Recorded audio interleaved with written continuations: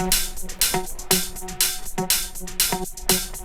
can get you through this when it hurts and it's bad, yeah. Don't ever feel like you're all alone when it's bad. When I look in an action camera, it's something that is small and is easy to use, and it gets me up to speed and filming in no time. And in that regard, the Action 4 ticks all the boxes. It's a camera that is extremely simple to use. You only need to worry about 2 buttons. The rear screen is large enough so you can actually see what it is that you're doing, what you're filming. The front screen is actually really nice, and to be honest with you, I find myself using it a lot more than I thought. And when you need to browse the menus, it's actually responsive, and you get to the menus in no time. A nice touch about this camera is that you can set up 5 presets, so you can quickly switch from, let's say, 16:9 to 4:3 and then slow-mo settings, and you don't need to be digging in your settings. The actual menu for the camera, it's fairly basic, and once you do the initial settings, you don't really need to be messing around with it. What I want from an action camera is not to have the same functionality as a larger mirrorless camera or DSLR camera or bigger camera. I want a camera that I can literally just pull out and in 2 seconds be recording, and you can do this with this camera. And the sensor is a little bit bigger than in the Action 3, which is going to give you a bit more range in low light. But this is not a perfect camera, as I'll show you later in the video. But as a whole, this is not bad.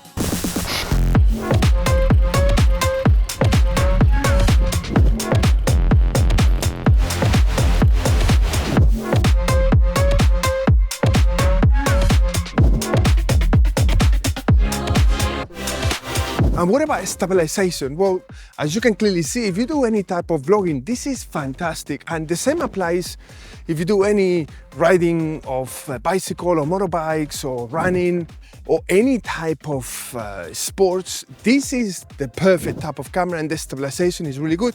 You just need to understand that this is digital stabilization, it's not mechanical. So it very much depends on having good exposure. And this is one of the very rare situations where I would literally leave the camera on auto, because the moment you start to get into low light, this camera struggles for stabilization.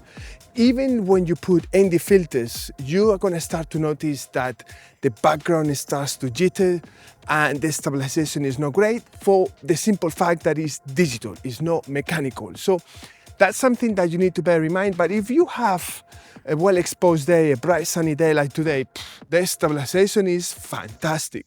You have 3 options for field of view. You have the standard D-warp, which means that everything is straight and you don't have any sort of fisheye effect.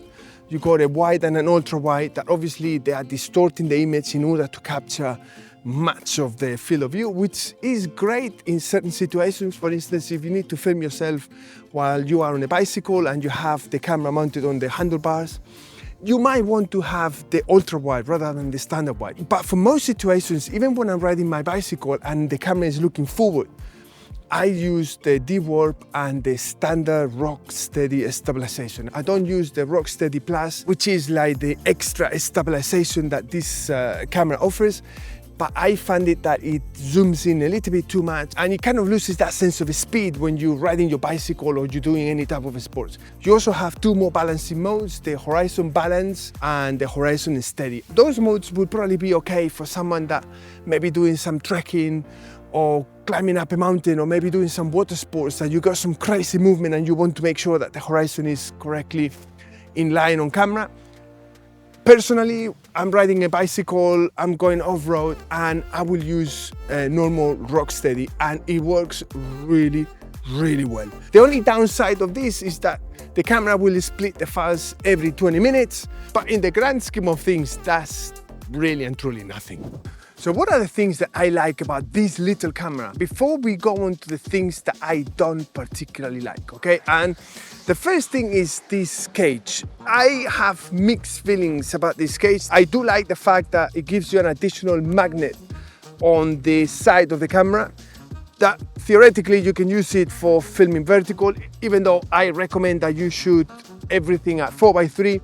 And you can then in post decide whether you want 16:9 horizontal or 9:6 vertical. And the beauty of this cage is that by having this magnetic element on the side, you can attach it to pipes, you can attach it to street furniture, anything that is got metal. Another thing that I really like is these magnetic clamps, because this is really nice and easy to clamp the camera onto them, and the teeth are very stable. I mean, this is going nowhere. You could be on a chest mount and in a matter of a second or two, you pop it onto a selfie stick and you could be vlogging or talking to camera, doing whatever it is that you want to do. The battery is listed at around 2.5 hours, which is consistent with what I have experienced, around 2 to 2 hours and 20 minutes. And if you use a fast charger, you can attach it to the case and it will recharge up to 80% within 60 minutes. You can also use a power bank with a PD port. And that's great because nowadays we all carry power banks in our bags, and that means that you really and truly are never going to run out of battery life. I love how well in auto it goes from brights to shadows, and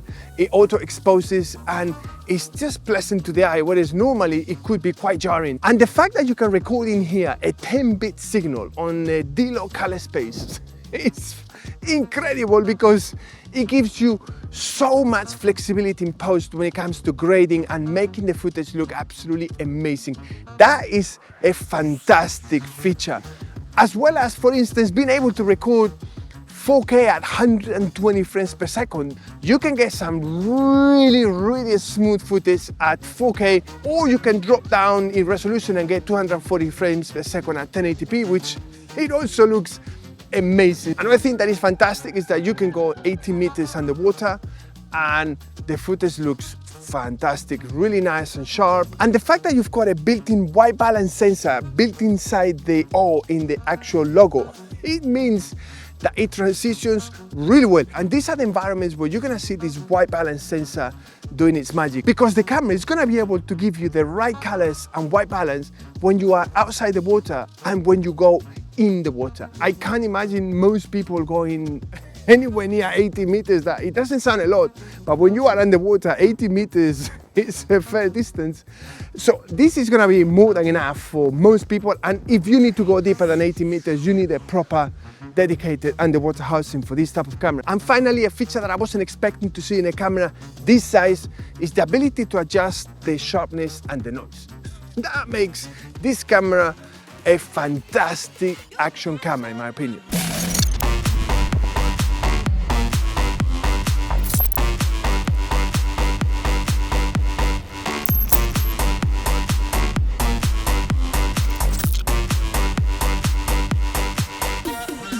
These are the things that I don't like about this camera, because the perfect camera doesn't exist, and this one isn't either. And the first one is to do with overheating, because if you set up your camera indoors, static, to do any type of vlogging or talking to camera at a higher frame rate than 30, so that is 50 or 60 frames per second at 4K for instance, you risk this overheating and doing it very quickly. So much so that within 20-25 minutes, this could literally stop working. This is an action camera and it's been designed to be used on a helmet, on a chest mount, riding a bicycle downhill, anything that is going to allow the wind to cool this camera. If you are static on a tripod or doing some type of vlogging where you don't have a lot of wind going on, you get a decent audio. But if you rely on the built-in microphones in this camera to record good, decent and reliable audio, both static and when you're moving, you're gonna get very disappointed. This is the reason why I think the audio on this camera is terrible, because when you are static, as I am now, it's fine. But the moment we start pedaling,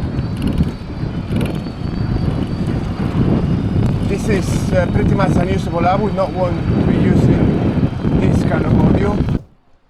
And this is the quality that you're gonna get if you use a wireless microphone. You can clearly hear the difference. As I pedal, you cannot hear any of that wind noise that you had before. This is a really big difference compared to the built-in microphone. There is no wind protection here and you're gonna get all that crackling noise that is gonna be so irritating. So in my opinion, if you intend to be recording any sound while you're doing any activity, get yourself a wireless microphone. When you attach an external microphone, you get a little microphone logo so that you know that you are getting an external audio signal. The problem is when you're using the built-in microphone, you have no idea whether you are recording audio or not. And if you come from a background of being used to having microphones and built-in microphones and meters on display, it can be really confusing and distracting.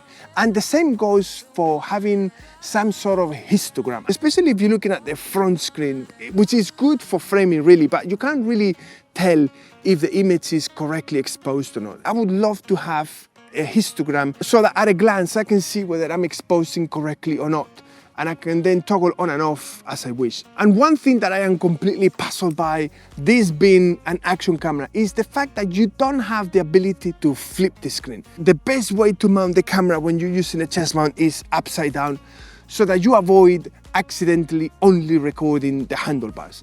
Everybody records the action with the camera upside down, and it would be really nice and very helpful if DJI would provide the ability to just flip the screen so that at a glance you can see whether you are framing the camera correctly. And lastly, this USB-C port, it's very slow. If you try to download data from the camera directly via the USB port, it's gonna take you forever. Use a card reader, it's gonna be much faster. Now, does this mean that this is a bad camera? Absolutely not. This is a fantastic action camera, and if you use it correctly, it's gonna give you amazing images. And I will be doing more videos over the coming weeks about this camera, so don't forget to hit the subscribe button so that you get a notification the moment they go up. And one of them is my comparison between this camera and the DJI Pocket 2, which I leave just here, and I think you're gonna find it really interesting. So click on it and I'll see you there.